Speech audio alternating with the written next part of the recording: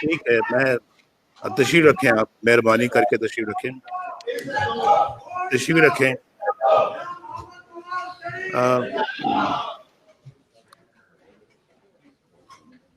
जनाब राजा जफरुल हक साहब, देखा मोहतरम हसन इकबाल साहब, जनाब शाहिद खाकान अब्बासी साहब, मुअज़्ज़िज़ अरकान CWC, अस्सलाम वालेकुम। बहुत खुशी हो रही है आपको सामने देखकर। बड़े अरसे के बाद मैं आपसे मुखातिब हुआ हूँ और क्या क्या वक्त नहीं देखे इन 2.5 सालों में, क्या क्या मरले नहीं आए। तो उसके बावजूद अल्लाह का शुक्र है कि अल्लाह ताला ने आज फिर मुझे आपसे मिलाया है और मैं आपको अपनी आंखों से सामने बैठा हुआ देख रहा हूँ। इस लिहाज से तो मैं बहुत खुश हूँ, लेकिन कहते हैं ना कि और भी गम है जमाने में मोहब्बत के सिवा। तो जब चारों तरफ मुल्क के ऊपर नजर डालता हूं तो दिल बड़ा गमगीन होता है, दुख और तकलीफें महसूस करता हूं। हम क्या थे, कहां जा रहे थे और आज कहां हैं और किधर जा रहे हैं। एक जमीन आसमान का फर्क देखता हूं मैं। मुझे समझ नहीं आती कि आनन फानन ऐसा क्यों कर हो गया। कितने खुशहाल थे लोग 2018 तक। हमारी हुकूमत 2013 से लेके 2018 तक रही है और मैं आपकी दुआओं से, अल्लाह ताला के फजलो करम से और आपकी सपोर्ट से मैं 2013 से लेके 2017 तक मैं वजीर आजम रहा और भरपूर तरीके से मैंने और मेरी टीम ने, जो यहाँ पर बैठी हुई है और जो यहाँ पर इस वक्त मौजूद नहीं है, मसलन शहबाज शरीफ साहब जो इस वक्त जेल में है, ना करदा गुनाहों की सजा में जेल में है, यानी मेहनत करके खिदमत करके पाकिस्तान का नक्शा बदल रहे थे। भाई ये सब चीजें जो हैं ये तारीख की बात है। कोई मैं जुबानी जमा खर्च नहीं कर रहा, ये लफाजी नहीं है। आपने खुद मुशाहिदा किया है हमारे कामों का और हमारी हुकूमत का, हमारे अल्लाह के फजलो करम से जो हमने कारनामे किए हैं मुल्क में, हमने तो हर सेक्टर में किए हैं। ये अल्लाह का खास करम है और मुझे भी कई दफा समझ नहीं आती कि अल्हम्दुलिल्लाह इन 4 सालों में भाई, 3-4 सालों में इतने मंसूबे अल्लाह ने हमसे लगवा दिए कि बिजली भी आ गई, दहशत गर्दी भी खत्म हो गई, इकोनॉमी भी आसमान की तरफ जाना शुरू हो गई, गुर्बत का खात्मा हो रहा था, सुई गैस भी आ गई, यानी गैस भी आ गई और रोजगार भी लोगों को मिलना शुरू हो गया। पाकिस्तान G20 में शामिल होने का मंसूबा बना रहा था। G20 आपको मालूम है ना, दुनिया के 20 सबसे ताकतवर मुल्कों में पाकिस्तान ने शामिल होना था। एशियन टाइगर तो हम बन ही चुके थे और उस तरफ बढ़ रहे थे। पूरे एशिया में अल्लाह के फजलो करम से, साउथ एशिया में साउथ एशिया की बात कर रहा हूं कि साउथ एशिया में हम एक यानी कि टाइगर की हैसियत अख्तियार कर ली थी और फिर उस तरफ हम बढ़ रहे थे और दुनिया एक्नॉलेज कर रही थी। दुनिया भर पाकिस्तान की तरक्की की तारीफ कर रही थी। मैं ये अपने मुंह से अल्फाज नहीं कह रहा, आप लोग विटनेस है, पूरी कौम विटनेस है। और फिर दिनों में, हफ्तों में, सालों में नहीं, जैसे ये बीआरटी पेशावर का मंसूबा जो पिछले 6 साल से अभी तक परवान नहीं चढ़ सका और आज भी कहीं आग लग जाती है, बसें जल जाती हैं, छतें टूट जाती हैं, बिल्डिंग टूट जाती है, लिफ्टों को नुकसान हो जाता है। और कितना पैसा खर्चा है हमारे 3 मंसूबों पर, जो बीआरटी के मंसूबे हैं, लाहौर, इस्लामाबाद, रावलपिंडी और मुल्तान, सबको मिला लें, इन तीनों से ज्यादा पेशावर पे खर्चा है। मेरा ये अंदाजा है, मेरा शायद को 5-10% ऊपर नीचे हो सकता है तो हो जाए। इन तीनों मंसूबों से मेरे ख्याल में ज्यादा रकम सिर्फ पेशावर के मंसूबे पे लगी है और आज तक वो चल नहीं सका। हमने अपने मंसूबे एक साल में, 1.5 साल में शुरू भी कर दिए, चला दिए। बिजली के कारखाने हमने 1.5 साल में मुकम्मल किए। ये स्पीड कभी पाकिस्तान की तरक्की की आपने देखी है पहले? कभी नहीं देखी होगी।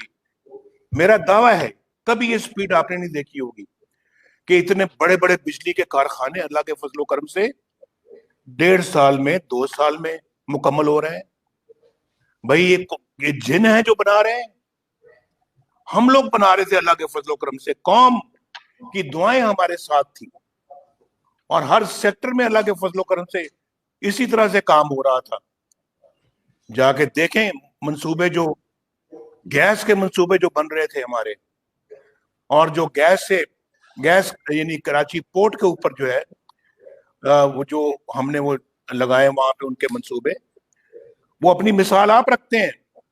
पाकिस्तान में गैस भी आ गई, बिजली भी आ गई, दहशत गर्दी भी खत्म हो गई, पाकिस्तान की इकोनॉमी भी चल पड़ी। 5.8% ग्रोथ रेट था हमारा, 5.8%। और आज कितना है जरा आप बताएं, कितना है आज? माइनस है, माइनस सुना है 1.4 पे होने वाला है। अभी तो ये -0.4 की बात कर रहे हैं, लेकिन ये -1.4 पे जाएगा। ये जमीन आसमान का फर्क है, जमीन आसमान का। हमारे जमाने में, वो पहले वाला लगा है जो लोगों को मैं देख रहा था, हमारे जमाने में रुपया 100 रुपए, $1 100 रुपए के लगभग था। वो तो हमारे आने से पहले डॉलर जरा बढ़ गया था। अगर हम बर वक्त आ जाते, शायद ये 100 रुपए पे ना पहुंचता, हम और उसको कम कर देते। हमने किया भी था उसको कम।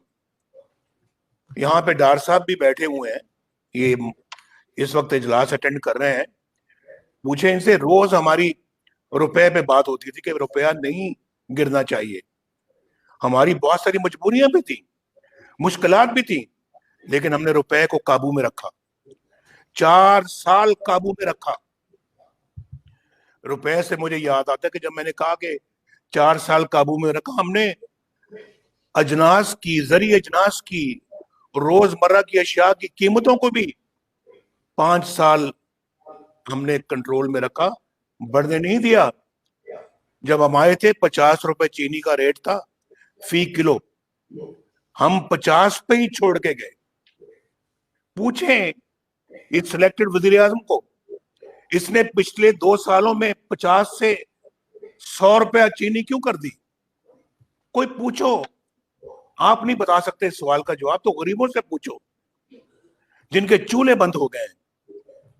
उन गरीबों से पूछो जो आज आटा नहीं खरीद सकते, जिनके घर के अंदर फाका कुशी हो रही है, फाका कशी हो रही है, जिनके बच्चे स्कूलों में नहीं जा सकते, या वो रोटी खाएंगे या वो फिर स्कूल जाएंगे, या वो रोटी खाएंगे या बिजली का बिल देंगे जो बम्पर बन के उनके सरों पर गिरता है, या वो सुई गैस का बिल देंगे।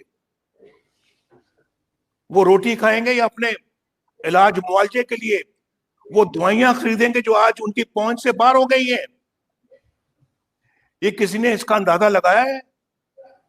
कभी सोचा है आपने कि उनकी जिंदगी कितनी अजेरन हो चुकी है और वो किस तरह से दिन रात गुजारते हैं इस मुल्क के अंदर जो हमने खुदा के नाम पे हमने हासिल किया था। ये रियासत मदीना की बात करते हैं, रियासत मदीना ऐसी होती है? इतने इतने बड़े बड़े दावे भाई, डर लगता है इंसान को जब वो इतनी बड़े बड़े टॉल क्लेम्स करता है कि हम रियासत मदीना बना देंगे। और हाल ये है कि पाकिस्तान के अंदर आजकल लोग सुकून से सो नहीं सकते। जो कुछ लॉ एंड ऑर्डर का हाल है, आज आपने फिर देख लिया होगा, सुन लिया होगा कि आज एक पाकिस्तान की बेटी के साथ मुल्तान में क्या सलूक किया गया है। चंद दिन पहले ये मोटरवे पे क्या सलूक किया गया था। और फिर ये मुजरिम दंदनाते फिरते हैं। मजाल थी इन मुजरिमों की कि हमारे जमाने में कुछ सर भी उठा जाए। मजाल थी इन क्रिमिनल्स की कि ये कोई दंदनाते फिरे। अल्लाह के फजलो करम से हमने हर चीज को कंट्रोल रख किया होता, अवाम की दिलो जान के साथ खिदमत कर रहे थे। और मैंने आपको बताया है, यार बंद करें इसको, और मैंने आपको बताया है कि अल्लाह के फजलो करम से हमने इतने बड़े बड़े मसले हल किए भाई। ये सिर्फ इकोनॉमी में नहीं, इक्तिसादी फील्ड में नहीं। आप जानते हैं, आप अच्छी तरह जानते हैं कि हमने दिफाई सेक्टर में भी, दिफाई फ्रंट पर भी हमने अल्लाह के फजलो करम से पाकिस्तान को नाकाबिले तस्खीर बनाया। कोई है जो इस बात से इनकार कर सकता हो? आजकल तो आपको यहाँ पर 4 मुल्क नहीं मिलते जो आपको सपोर्ट करें अपने मसाइल के ऊपर। मैं अब नाम नहीं लेना चाहता, दुख होता है, तकलीफ होती है। एक रेजोल्यूशन को पास नहीं आप करवा सकते, और आप 51 मुल्कों में आपको कोई ऐसे इतने मुल्क भी नहीं मिलते कि आप उसको टेबल कर सकें। क्या बातें करते हैं आप? बेड़ा गर्क कर दिया आपने पाकिस्तान का, बेड़ा गर्क कर दिया आपने कश्मीर का। आपने, और सिर्फ मैं कश्मीर का सफीर, मैं कश्मीर का एम्बेसडर। कहां गई तुम्हारी सफारत? कहां गई तुम्हारी एम्बेसडरी? कौन से दावे तुम करते थे? आपने तो मुल्क को तबाह बर्बाद कर दिया हर सेक्टर में, हर फील्ड में। आप मुझसे पूछो, मैं भी तंग हूं। ये जो सामने बैठे हुए हैं ये सब तंग हैं। गरीबों की झोंपड़ियों में जाओ, उनकी झुग्गियों में जाओ, वो भी तंग हैं। वो भी पता नहीं कैसे जिंदगी गुजार रहे हैं। पूछो जाके उनके क्या जज्बात हैं।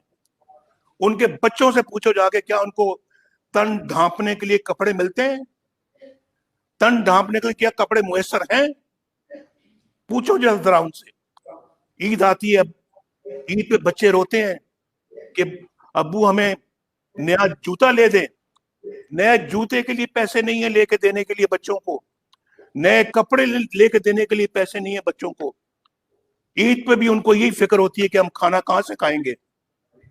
ईद वाले दिन भी ये फिक्र उनको नहीं छोड़ता। और आप कहते हैं हम 1 करोड़ नौकरियां देंगे। कहां है वो 1 करोड़ नौकरियां? कहां वो बुलंद बांग दावे? आप 1 करोड़ नौकरियां छोड़ो, 1.5 करोड़ बंदा आज बेरोजगार हो चुका है परवाह आपको उनकी? क्या सोचते हैं आप? कहां हैं आप? और आपको लाने वाले कहां हैं? किधर हैं वो?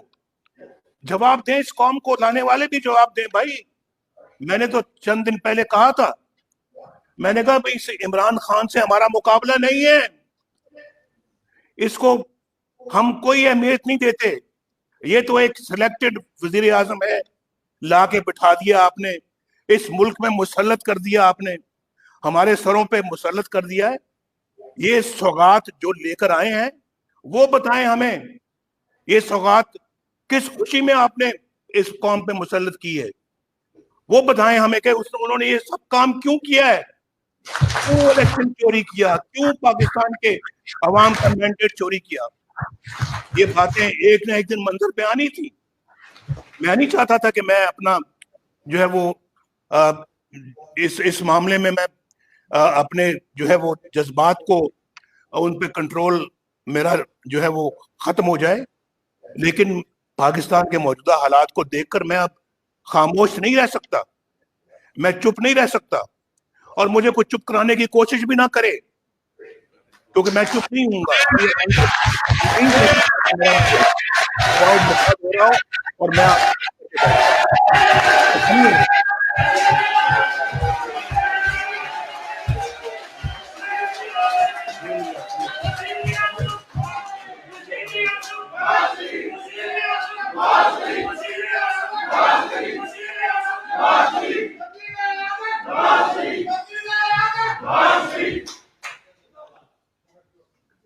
एक सबसे पहले नारा लगा रहे हैं आप, नारा आप लगाए बिल्कुल बड़े शौक से, लेकिन जरा नारा लगाने से पहले क्या मैं आपसे पूछ सकता हूं, और जवाब मुझे देना पूरे खुलूस के साथ और दयानतदारी के साथ।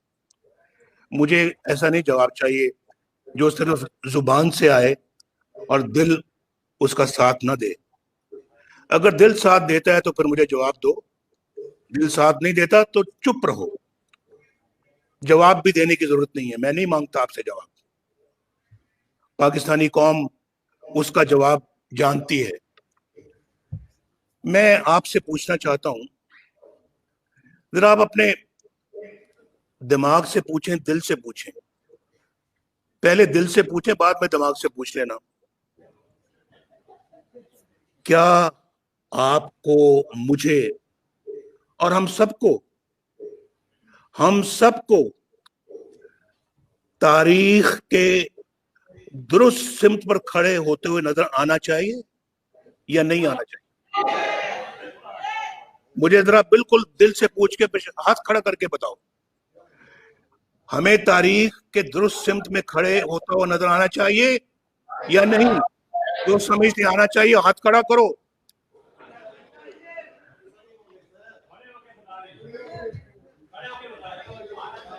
बस खड़े होने की जरूरत नहीं है, हाथ खड़ा कर दिया काफी है। आपका बहुत शुक्रिया। तो भाई मैं, अगर आप दिल से समझते हैं तो फिर जो मैं बातें कर रहा हूं, जो मैं अलम बुलंद कर रहा हूं, मेरा साथ दोगे?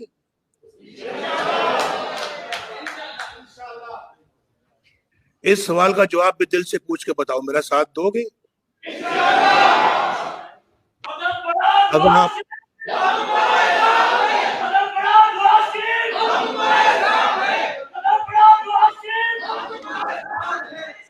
अगर आप दिल से साथ दोगे तो फिर मैं आपसे वादा करता हूं, इंशाल्लाह I will never let you down, मैं कभी आपका साथ नहीं छोड़ूंगा। और आप इंशाल्लाह मुझे स्टेट फास्ट पाएंगे इंशाल्लाह। आप मुझे अपनी नजरिए पे हमेशा मुझे कायम दायम पाएंगे इंशाल्लाह। मुझे किसी चीज की कोई परवाह नहीं है। आज मैं अगर मैदान में निकला हूं अपने मुल्क को बचाने के लिए, तो मैं बिल्कुल अपनी कसम, और ये मैं समझता हूं कि हर पाकिस्तानी को ये किरदार आज अदा करना होगा, हर पाकिस्तानी को। सबसे पहले तो आपको, क्योंकि आप पाकिस्तान के मुंतखब नुमाइंदे हैं, आप पाकिस्तान के कौमी असेंबली के मेंबर हैं, आपके पास उनकी वोटों की, उनके कॉन्फिडेंस की, उनकी अमानत की, आपके पास है उनकी अमानत। और सबसे पहले तो ये आप, फिर आप कौम से भी वादा ले सकते हैं। आपसे पहले मुझे वादा करना था, मैंने कर लिया आपसे वादा, और आज आप वादा करेंगे, कल को कौम इंशाल्लाह हमारे साथ वादा करेगी। फिर देखना किस तरह से कौम आपसे कंधे से कंधा मिला के आपके साथ चलेगी। मेरा पूरा यकीन है कि अल्लाह के फजल करम से अल्लाह की ताईद भी हमारे साथ होगी। तो आपने इस मामले में बड़ा क्लियर हेडेडली मेरे साथ चलना है, मैंने आपके साथ चलना है। और यकीन करें कि पाकिस्तान के अवाम आज आपकी तरफ देख रहे हैं, पाकिस्तान के अवाम आज आपके साथ चलना चाहते हैं, वो अपने इस तमाम मुसीबतों से निजात चाहते हैं, और वो देख रहे हैं कि आप इतना लेट हो गए हैं उनका साथ देने में। अब आपको मजीद ताखीर जो है उसके आप मुतहम्मल नहीं हो सकते। आपको बगैर ताखीर के अपना काम और अपना फर्ज अदा करना होगा। आज मैंने बताया कि किस तरह से लोग बेचारे अपनी जिंदगी बसर कर रहे हैं। मुझे कोई साहब, मैं आज रिपीट कर देता हूं, मुझे एक साहब मिले यहाँ लंदन में, पाकिस्तान से आए हुए थे। उनकी वो कोई अमीर आदमी नहीं थे, लेकिन वो कह रहे थे कि मैं जानता हूं, ऐसे मुलाजमीन को जानता हूं, सरकारी मुलाजमीन है, दयानतदार हैं, अपने बच्चों को पालते हैं, स्कूल भिजवाते हैं, बिजली का बिल देते हैं, आंसुओं से, जब बिजली का बिल आता है तो उनके आंसू निकलते हैं, और उसके बाद वो समझ नहीं आती कि किधर जाएं, और रोते हैं। उसके बाद बिजली का बिल जब दे देते हैं तो बच्चों की स्कूल की फीस का सोचते हैं कि ये कहां से देंगे। फीस दे दें, बच्चों को पढ़वाएं, या फिर रोटी खाएं। वो कहते हैं दोनों में से उनको समझ नहीं आती कि हम किस चीज का इंतखाब करें। हमारे जमाने में तो ये हाल नहीं था, आज ये हालात पैदा हो चुके हैं। ये तो मैं वो कहने लगे कि उसके बाद फिर अगर वो रोटी खाते हैं तो उनके पास सालन के पैसे नहीं होते, वो पानी से रोटी गीली करके भी कई दफा उनको खानी पड़ती है, पानी से। ये तो उन लोगों का वो हाल बता रहे थे जिनके पास छोटा मोटा रोजगार है, जो बेचारे अभी भी तनख्वाह लेते हैं, घर का किराया भी देना पड़ता है, और फिर बच्चों के लिए दूध का इंतजाम भी करना पड़ता है। तो रोटी पानी के साथ खाते हैं, पानी के साथ कई दिन, सालन मुयसर नहीं है, गोश्त तो दूर की बात है, मुर्गी तो दूर की बात है, पुलाव तो शायद पता नहीं साल में एक मरतबा भी खाना नसीब होता है कि नहीं। मैं उन लोगों की बात कर रहा हूं, और मुझे समझ में आती है।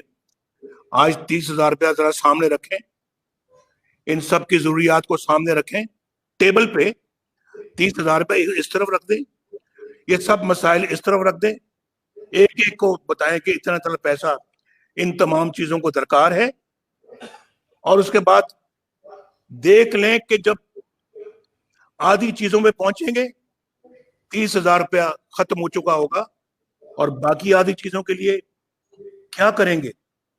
भीख मांगेंगे किसी से जाकर, उधार मांगेंगे किसी से जाकर, चोरी करेंगे, डाका डालेंगे। ऐसे तो बहुत सारे लोग हैं जो डाका नहीं डालना चाहते, ऐसे तो बहुत सारे लोग हैं जो चोरी नहीं करना चाहते, ऐसे बहुत खुददार लोग हैं जो भीख नहीं मांगना चाहते। फिर क्या करेंगे?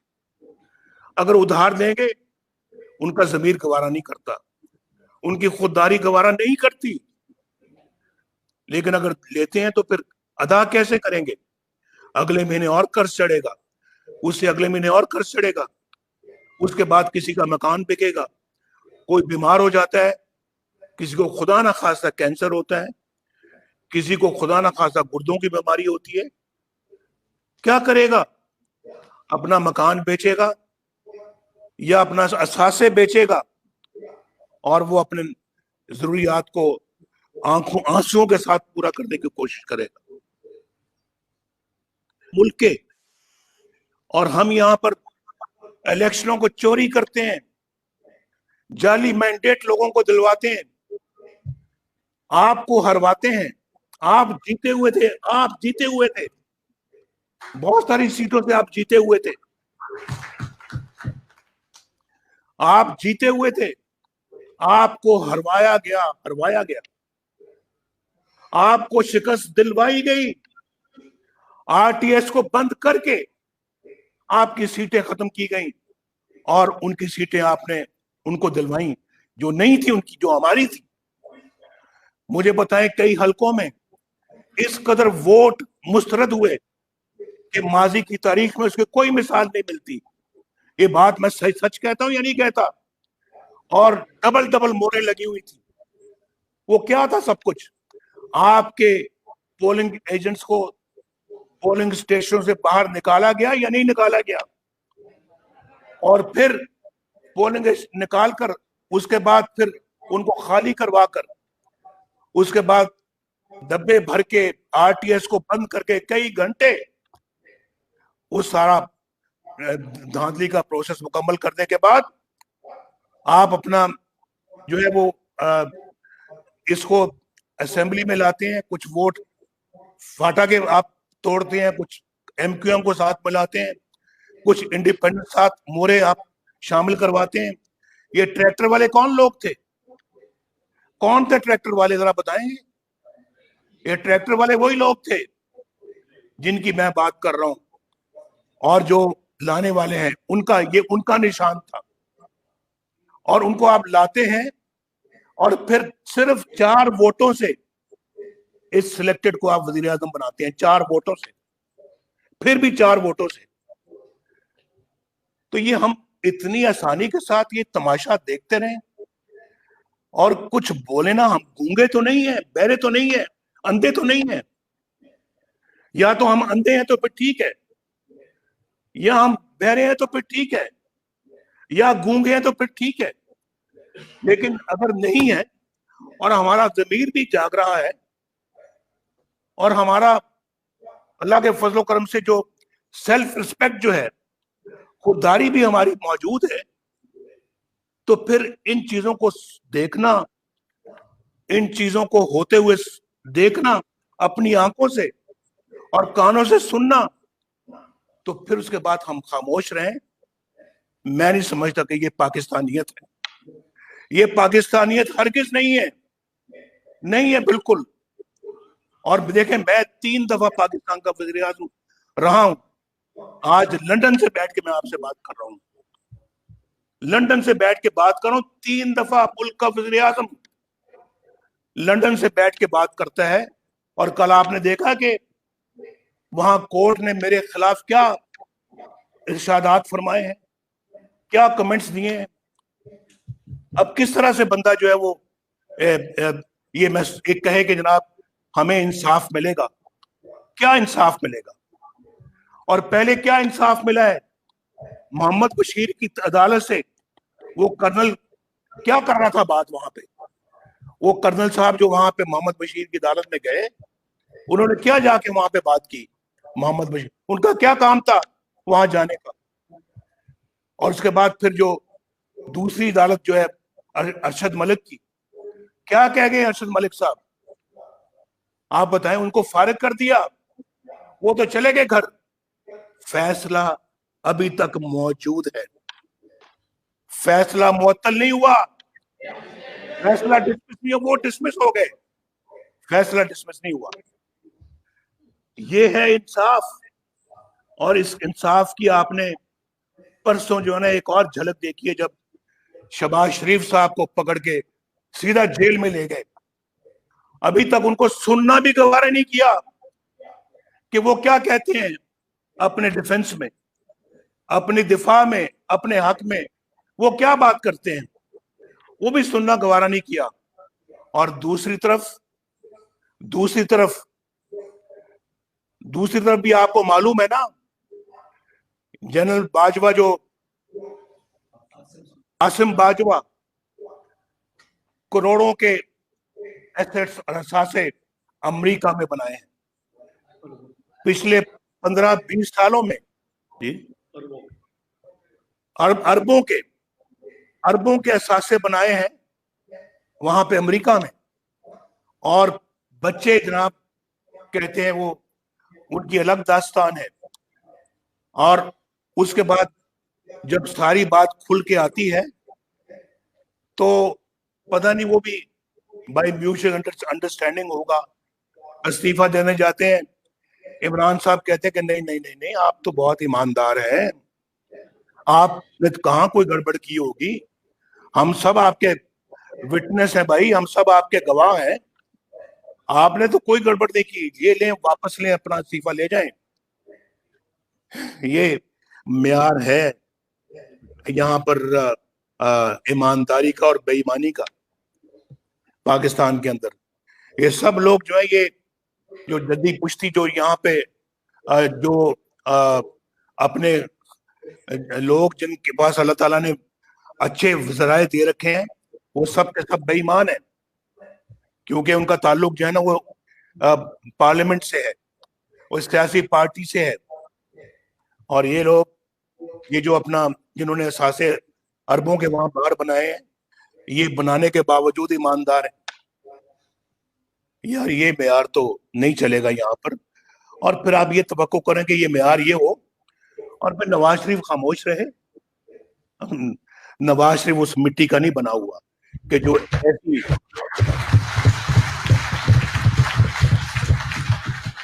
जो इस तरह के डबल स्टैंडर्ड्स के ऊपर खामोश रहे। मैं नहीं रहूंगा खामोश, और कोई मुझे खामोश कराने की कोशिश भी ना करे, कोई ना करे। और मैं आपसे, यानी इतने बेशुमार लोग मुल्क से बाहर अपनी नौकरियां खो चुके हैं, पाकिस्तान में नौकरियां खो चुके हैं, कोई उनका पुरसाने हाल नहीं है। और जैसे मैंने अभी कहा कि क्या किसी ने उनकी जाके मिजाज पुरसी की है, किसी ने उनकी खबर दी है, पूछा है कि आप किस हाल में हैं, आप जिंदा भी हैं या नहीं? तो भाई उन्होंने ये सब, मैंने आपको भी रोजगार की बातें बताई, पाकिस्तान के अवाम की मुश्किलात की बातें बताई हैं, लेकिन मैं ये समझता हूं कि इन सब मुश्किलात की जिम्मेदारी जो है वो इमरान खान पर तो आयद होती है। लेकिन भाई मैं बार बार कहता हूं, आप भी मुझसे बेहतर जानते हैं बहुत सारे, और आप इस बात पे आ जाएं अब आप भी, कि इसके असल जिम्मेदार जो है वो लोग हैं जो इमरान खान को लाए। आज इस सब चीजों का हिसाब उनको देना होगा। अगर कोई गरीब भूख से मरता है, लाने वाले बताएं कि कैसे हुआ। अगर किसी की इज्जत लुटती है किसी अपना मोटरवे के नीचे या मुल्तान में, ये बताएं हमें लाने वाले। इसका अगर आप जिम्मेदार नहीं तो कौन जिम्मेदार है? एक स्टूज है आपका जो आपने वजीर आजम बनाकर यहाँ पे बैठाया हुआ है, तो आप हैं लाने वाले। असल लोग जिन्होंने इलेक्शन जीता तो उनको हरवाने वाले आप हैं। आप इसका जवाब दें, आप बताएं लोगों को रोटी नहीं मिलती, आटा महंगा हो गया है, आप जिम्मेदार हैं। चीनी महंगी हो गई है, आप जिम्मेदार हैं। बिजली के बिल बम बन के सरों पे गिरते हैं, आप जिम्मेदार हैं। पाकिस्तान के लॉ एंड ऑर्डर की बिगड़ती सूरत हाल के आप जिम्मेदार हैं।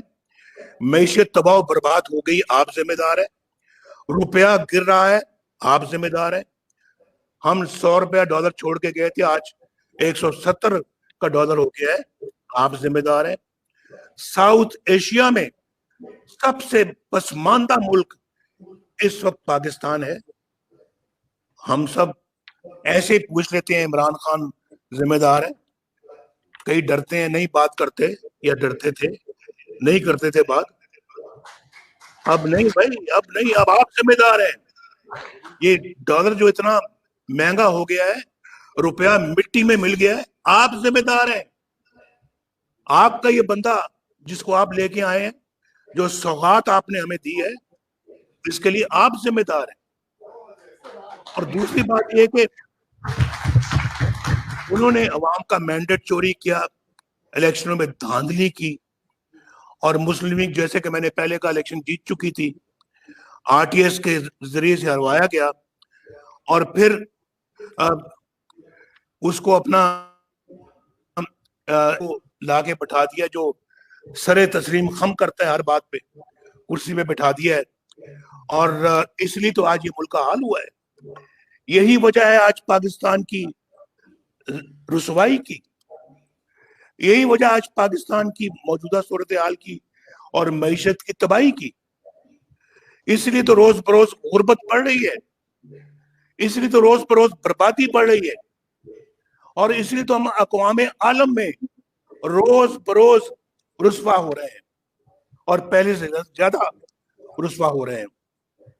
आज कोई हमारे साथ खड़ा होने को तैयार नहीं है, कोई मुल्क भी नहीं। मैं पहले बता चुका हूं कि रेजोल्यूशन पास कराने के लिए भी हमारे पास मेजॉरिटी नहीं है, और फिर उसके बाद आप एक नया ब्लॉक बनाने की कोशिश कर रहे हैं ओआईसी को छोड़कर। किस तरफ आप मुल्क को लेके जा रहे हैं? ये कौन इसको मुल्क को आके कल को ठीक करेगा? कौन है जो दोबारा इस मुल्क को ट्रैक पे लाएगा? भाई ये तो सिलसिला इलेक्शन से पहले शुरू हो चुका था, ये तो इलेक्शनों के बाद की बातें मैं कर रहा हूं ना, लेकिन सिलसिला इलेक्शन से पहले शुरू हो गया था, जब आपने नवाज शरीफ को वजारत उज़्मा से फारग करवा दिया, सिर्फ बेटे से तनख्वाह ना लेने पर। बेटे से, किसी और से नहीं, बेटे से तनख्वाह नहीं ली, नवाज शरीफ साहब डिसमिस्ड। और फिर वजारत उज़्मा से निकालने के बाद आपने उसके खिलाफ रेफरेंस बनवाए, उसको सजाएं दिलवाई इन्हीं अदालतों से जिनका मैंने आपके सामने अभी जिक्र किया है। कहीं से को कर्नल निकलता है, और कहीं से जो है वो एक जनरल निकलता है कि अगर आपने नवाज शरीफ को जो है वो बाहर निकाला, या आपने अपना मरियम नवाज को बेल दी, हमारी 2 साल की मेहनत जाये हो जाएगी।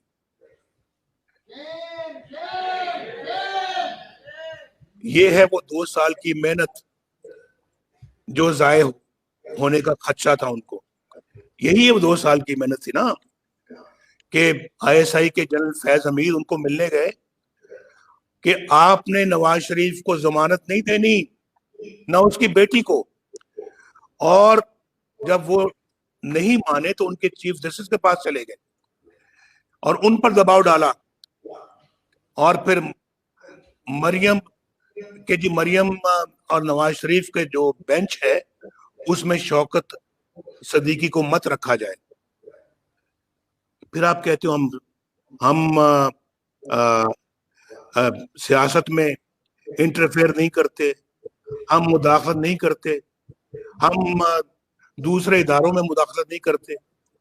फिर ये इसको क्या कहते हैं? इसको मुदाखलत की जगह कोई और नाम देंगे। और जनरल साहब कौन है? जनरल फैज हमीद आईएसआई के डायरेक्टर जनरल है, और किन की इंस्ट्रक्शन पे काम करते हैं? वो आज खुद करते हैं या किसी से इंस्ट्रक्शन के ऑर्डर्स लेते हैं?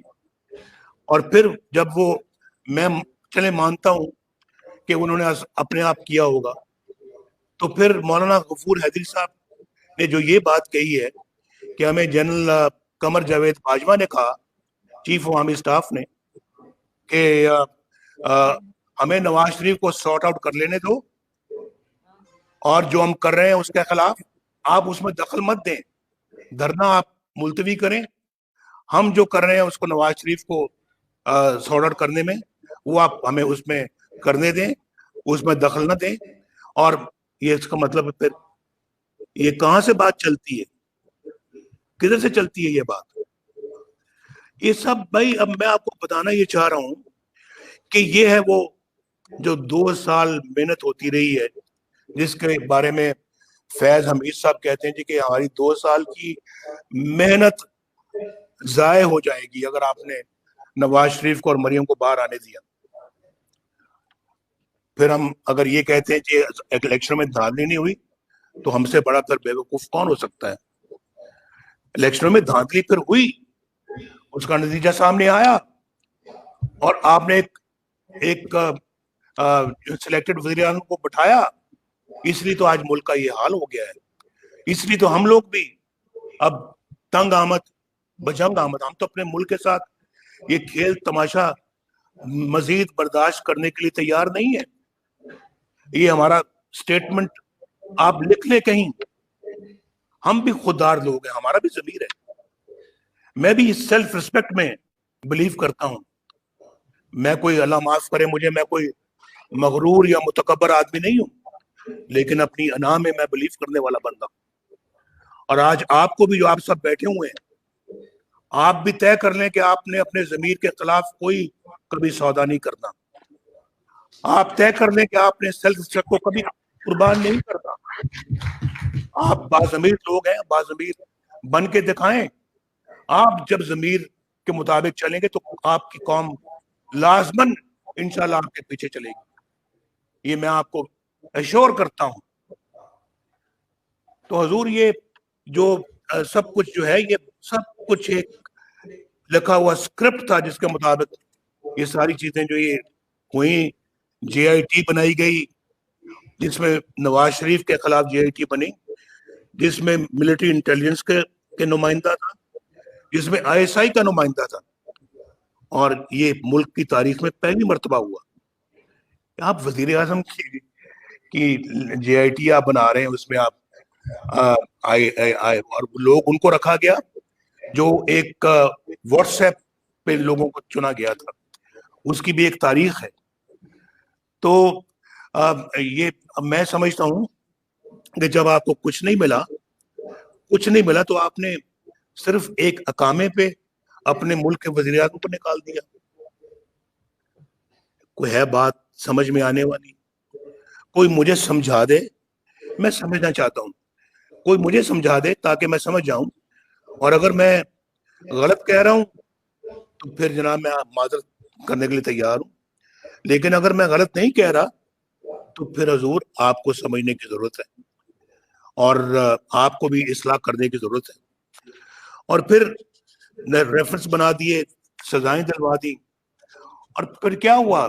यानी बलोचिस्तान के अंदर मैं देख रहा हूं अपनी आंखों से, यहाँ हमारे जनरल साहब भी बैठे हुए हैं, कादर बलोच साहब भी बैठे हुए हैं, बलोचिस्तान से और भी लोग होंगे, उनके सामने, हमारी आंखों के सामने बलोचिस्तान की हुकूमत को गिरा दिया गया। और फिर वहां पर आसिम सलीम बाजवा साहब भी वहीं मौजूद थे और कमांडर थे, और वहां पर हुकूमत को हमारी गिराकर तो बलोचिस्तान से नए मोहरे लाए गए। क्यों हुआ सारा? सिर्फ और सिर्फ सेनेट के इलेक्शंस को सैबोटाज करने के लिए। ये इलेक्शन को सैबोटाज किया भाई। इलेक्शन को सैबोटाज करना कोई छोटा जुर्म नहीं है, कोई मामूली जुर्म नहीं है, बहुत बड़ा जुर्म है। इलेक्शन को सबवर्ट करना, इलेक्शंस को मैनेज करना, धांधली करना, किसी को जितवाना, किसी को हरवाना, ये सब बहुत बड़े बड़े जराइम है ये, और इनका हिसाब तो भाई आपको देना पड़ेगा और हमें लेना पड़ेगा। और वहां पर हॉर्स ट्रेडिंग का बाजार गर्म किया, और इन नए मोरों को जितवा के वोट को सरेआम बेइज्जत किया, सरेआम। और एक ऐसा गुमनाम आदमी सेनेट का चेयरमैन बना दिया जिसको कुछ जानता ही नहीं था। यानी किसी ने कभी को ना मिला, ना कभी किसी ने देखा। आज पाकिस्तान के सबसे बड़े मुंतखब इदारे का आज वो चेयरमैन। ये डूब बनने का मुकाम नहीं है, ये इस हम सब के लिए ये डूब बनने का मुकाम है। ये है वो चीजें जिससे मैंने आपसे अभी ये अहद लिया था कि क्या आप अपने जमीर की आवाज में लब्बैक कहोगे? क्या ये सब कुछ हम यूं ही जाने दें? क्या ये सब कुछ हम यूं ही बर्दाश्त करते चले जाएं? हमको भेड़ बकरियां हैं, हमको गाय भैंसे हैं कि जैसे आप हमें चलाओगे हम वैसे चलते रहेंगे, जैसे हमें हांकोगे हम हांके जाते रहेंगे? ये नहीं हो सकता, ये कभी नहीं हो सकता, ये कभी नहीं होना चाहिए। फिर उसके बाद आप जानते हैं हमारी गवर्नमेंट अभी चल रही थी, अच्छी चल रही थी। इमरान खान और ये तारुल कादरी का गठजोड़ बना दिया गया, उनको कनाडा से और लंदन से इंपोर्ट करके पाकिस्तान में इस्लामाबाद में बिठा दिया गया। इमरान खान को बनाया गया और कहा कि आओ इस्लामाबाद में आओ, इकट्ठे हो गए नवाज शरीफ की हुकूमत के खिलाफ धरना जो है वो शुरू करो। उनको वहां धरने में ले आए। ये भी उस 2 साला प्रोग्राम का वो हिस्सा था। उसके बाद फिर जिसका खमियाजा आज कौम भुगत रही है भाई, इन चीजों का खमियाजा ये पाकिस्तान के 22 करोड़ अवाम भुगत रहे हैं, आप सब भुगत रहे हैं। नैब को कुछ लोगों के एहसासे तो नजर आते हैं और उनके नजर आते हैं जो उनको तो बहुत नजर आते हैं, वो एहसासे तो बहुत ज्यादा नजर आते हैं, लेकिन कुछ लोगों के एहसासे उनको नजर नहीं आते। और अभी जो हाल ही में जो मैं बार बार ये बात कहता हूं और कहता रहूंगा, इसमें कोई आर नहीं है, मुझे कोई शर्म नहीं है, क्योंकि ये मेरे मुल्क का मामला है और जनरल आसिम बाजवा के और उनकी फैमिली के एहसासों पे उन्होंने अपनी आंखें बंद की हुई हैं। ये नैब का किरदार है। भाई आपने जनरल आसिम बाजवा को नोटिस भेजना तो भेजें, नहीं भेजना तो फिर कम से कम एक मेडल ही दे दे उसको, और कोई मेडल उनको प्रेजेंट कर दें, कोई हलाले इस्तेकलाल दे दें, कोई तमगाए जुर्रत दे दें, कोई दे दें, किसी किस्म का मेडल आप उनको दे दें। आपने अपना जो है वो ये पेशावर मेट्रो का हाल मैंने अभी आपको बताया, मालम जब्बा आपको नजर नहीं आता, पेशावर मेट्रो आपको नजर नहीं आता। इस पे स्टे लिए हुए हैं, पेशावर मेट्रो पे स्टे लिया हुआ है कि जी आप इसमें इंक्वायरी ना हो। मैं जान सकता हूं ये स्टे लेने का मकसद क्या था। एक ऐसा स्टे जो पाकिस्तान के अवाम जानना चाहते हैं, ये अवाम, ये पैसा भाई इमरान खान का, ये लाने वालों का जाती पैसा नहीं है, ये पाकिस्तानी अवाम के खून पसीने की कमाई है, ये खैबर पख्तूनख्वा के अवाम की खून पसीने की कमाई है। ये इसका पूरा पूरा हिसाब किताब होगा और ये सब नैब की नजरों से क्यों ओझल है? कहाँ है वो बिलियन दरख्तों का मंसूबा? उसमें जो पैसा है वो किधर है? किसने कहा है मालम जब्बा का पैसा? इतना बड़ा स्कैंडल है, कौन इसका जवाब देगा? ये सब चीजें जो कौम इनका जवाब मांगती है और ये जवाब आपको देना होगा। मैं कल भी मैंने कहा है कि मैं अपना दूसरी मैं आपको ये भी बताना चाहता हूं कि ये कौन बताएगा हमें फॉरेन फंडिंग केस जो है वो इतने सालों से क्यों दबा हुआ है? क्यों नहीं वो सामने आता और क्यों नहीं अपना जो है वो उसका कोई हिसाब किताब कौम के सामने आता? क्यों उसके खिलाफ भी ये स्टे ऑर्डर वगैरह लेते रहे और दे रहे हैं?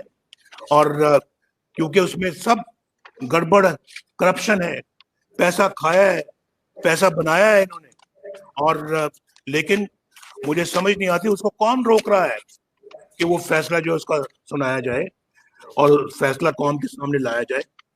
मैं जानना चाहता हूं, अलीमा खान को तो आज तक किसी ने पूछा नहीं, और आपने कहां से जायदादें बनाई? अलीमा खान साहिबा को आपको बताना चाहिए, नैब को, कि जी हमने अलीमा साहबा को अभी तक क्यों नहीं नोटिस भेजा, क्या वजह है? ये कौम जानना चाहती है, पूरी ऑपोजिशन जानना चाहती है। फिर आपने तो जिंदगी में इमरान खान साहब कभी कोई कारोबार नहीं किया, आपने तो कभी कोई कारोबार नहीं किया, कभी आपने कोई कमाई नहीं की। ये बनी गाला की रियासत कहां से बनी, इसके लिए पैसा किधर से आया, ये आपको जवाब देने होंगे। अगर आपको वो साकिब निसार साहब छोड़ गए हैं, इसका ये मतलब नहीं कि कौम भी छोड़ देगी आपको, हम नहीं छोड़ेंगे आपको। और इसके लिए पैसे कहां से आए, जमान पार्क के घर को दोबारा तामीर किए, उसकी किधर से आए। टैक्स तो आप सुना है कि मुश्किल से 1-2 लाख रुपए देते हैं, तो करोड़ों रुपए किस तरह से आपने अपने जमान पार्क के घर पे लगा दिए, किस तरह से करोड़ों अरबों की जायदाद बनी गाला में आपने बना ली है कि आपने कि मेरी बीवी ने मुझे फलां पैसे भेजे, मैंने इधर से उधर भेजे, उसने उधर से इधर भेजे। ये क्या चक्कर दे रहे हैं आप, ये कोई नहीं मानता, कोई नहीं मानता। आप इन सब चीजों के बाद ठहरे सादिक और अमीन, और हम जो 1937 से हमारे बड़े माशाल्लाह पाकिस्तान के अंदर खून पसीने की कमाई करते रहे हैं, अपने हाथों से काम करते रहे, हम जो है वो सबसे बड़े चोर ठहरे। ये नहीं चलेगा भाई, इसको कोई तस्लीम नहीं करेगा, कोई तस्लीम नहीं करेगा। मैं ये बिल्कुल बता देना चाहता हूं कि मैं भाई बहुत इस मामले में मैं समझता हूं कि हक बात करनी चाहिए। और मैंने पाकिस्तान के अफवाज पाकिस्तान की अल्हम्दुलिल्लाह बड़ी खिदमत की है, और अगर अल्लाह दोबारा मौका देगा तो ये खिदमत का जज्बा मेरे सीने में मौजूद है, मैं खिदमत करता रहूंगा और आइंदा भी इंशाल्लाह करूंगा। हमारी पार्टी भी बिल्कुल इस जज्बे से सरशार है, खिदमत करेगी। मैं उस नौजवान लेफ्टिनेंट नासिर को खराज तहसीन पेश करता हूं जो शहीद हुआ है वजीरिस्तान में, जिसकी वालदा ने अपने हाथों से काम करके अपने बेटे को पाला था। मैं उस माँ को सलाम पेश करता हूं, लेकिन मैं उस फौजी को सलाम पेश नहीं करता जो वज़ीर आज़म हाउस की के दीवारों को फलांग कर, उसके गेट को फलांग कर अंदर दाखिल होकर अपने मुल्क के वज़ीर आज़म को गिरफ्तार करे। मैं उसको सलाम नहीं करता, हरगिज नहीं करूंगा। और मैं उसको भी सलाम नहीं करता जो मुल्क की दौलत लूट कर अमेरिका में जाके जायदादें बनाए। मैं उसको भी सलाम नहीं करता जो अवाम का मैंडेट चोरी करे, कभी नहीं करूंगा। और मेरे दिल में उनके लिए कोई इज्जत नहीं है, मेरे दिल में इन लोगों के लिए इज्जत है जो हक हलाल की कमाई खाते हैं, जाके 24-24 घंटे ड्यूटी देते हैं बॉर्डर्स पे, पाकिस्तान की रखवाली करते हैं, आइन का एहतराम करते हैं, और उसके बाद अपने कानून का एहतराम करते हैं। मेरी जान भी उनके लिए हाजिर है, मेरी दिल के गहराइयों से उनके लिए सलूट है। अपनी ओत का एहतराम करते हैं, ओत जो हल्फ लेते हैं फौज में भर्ती होते वक्त, उसका एहतराम करते हैं। और वो ओत पता क्या कहती है, वो ओत कहती है, सुन ले जरा, ये 4 लाइनें हैं। जब मुसल्लह अफवाज में वो भर्ती होते हैं या कमीशन लेते हैं, वो कहते हैं, मैं सिद्ध के दिल से हल्फ उठाता हूं कि मैं खुलूस नियत से पाकिस्तान का हामी और वफादार रहूंगा और इस्लामी जमहूरिया पाकिस्तान के दस्तूर की हमायत करूंगा जो अवाम की ख्वाहिशात का मजहर है, और ये कि मैं अपने आप को किसी भी किस्म की सियासी सरगर्मियों में मशगूल नहीं करूंगा। क्या? मैं अपने आप को किसी भी किस्म की सियासी सरगर्मियों में मशगूल नहीं करूंगा, और ये कि मैं मुख्तरियात कानून के मुताबिक और उसके तहत पाकिस्तान की फौज बर्री, बहरी या फिजाई, मैं पाकिस्तान की खिदमत ईमानदारी और वफादारी के साथ अंजाम दूंगा। जो इसकी पासदारी करता है मैं उसको सलूट करता हूं। जो आइन की पासदारी करता है मैं उसको सलूट करता हूं। जो कानून की पासदारी करता है मैं उसको सलूट करता हूं। लेकिन जो इसकी नहीं करता, जो आइन तोड़ता है, जो कानून तोड़ता है, वो आइन के साथ गद्दारी करता है, वो पाकिस्तान के साथ गद्दारी करता है। कभी उसके साथ जो है वो हाथ नहीं मिलाऊंगा। बिल्कुल मुशर्रफ के साथ भी यही मेरा तनाजा था, तनाजा क्या, यही अपना मेरा इख्तलाफ था, और आज भी मेरा यही इख्तलाफ है उन लोगों से जिन्होंने पाकिस्तान के मैंडेट को चोरी किया है। ये नहीं तस्लीम करेंगे हम। भाई, मैं अपनी बात बहुत लंबी कर चुका हूं। आपको कौम देख रही है, कौम मुझे भी देख रही है, हमारी बातें सुन रही है। मेरी बातें हरफ बहरफ कौम ने सुनी है। 10 तारीख को, पहली 30 तारीख को जो हमारी मीटिंग हुई थी, 20 तारीख को एपीसी की, उसकी भी कौम ने सारी गुफ्तगू सुनी, आज भी सुन रही है, आप भी सुन रहे हैं। देखना, ये जो हल्फ आज आपने मुझसे लिया, मैंने आपसे लिया है, इसमें कोई गड़बड़ नहीं होनी चाहिए और इसकी कोई खिलाफ वर्जी नहीं होनी चाहिए, वरना फिर कौम ना आपको ना मुझे माफ करेगी। अल्लाह ताला आपके हामी नासर हो। मैं अभी आपके साथ ही हूँ, कहीं नहीं जा रहा। इंशाल्लाह मैं आपकी कार्रवाई सुनूंगा और देखूंगा। पाकिस्तान, मेरे साथ नारा लगाएं, पाकिस्तान जिंदाबाद।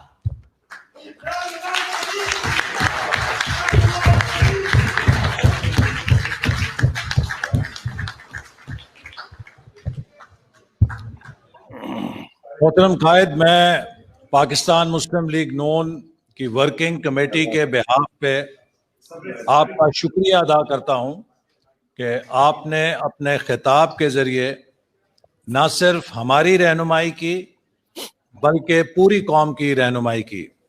और मैं आपको सेंट्रल वर्किंग कमेटी के बिहाफ पे ये भी यकीन दिलाना चाहता हूं कि इंशाल्लाह लीग नून का हर वर्कर आपकी कॉल पर लब्बैक कहेगा और उस हल्फ की पासदारी करेगा जो आज सेंट्रल वर्किंग कमेटी में मौजूद अराकीन ने उठाया है। चूंकि ये तमाम अराकीन भी मुस्लिम लीग नून की गवादर से लेके गिलगित तक फैली हुई शाखों के नुमाइंदा हैं। इन्हीं अल्फाज के साथ अब मैं दावत दूंगा जनाब शाहिद खाकान अब्बासी साहब को, सीनियर नायब सदर पाकिस्तान मुस्लिम लीग नून और साबिक वजीर आजम।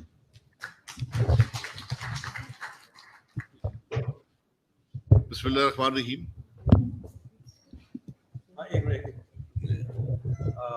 मेरी अब दरख्वास्त, हाँ जी, अब मेरी कैमरों से दरख्वास्त है, चूंकि हमारी इंटरनल मीटिंग शुरू हो रही है, तो बराए मेहरबानी आप हजरात जो हैं तशरीफ ले जाएं ताकि हम अपनी इंटरनल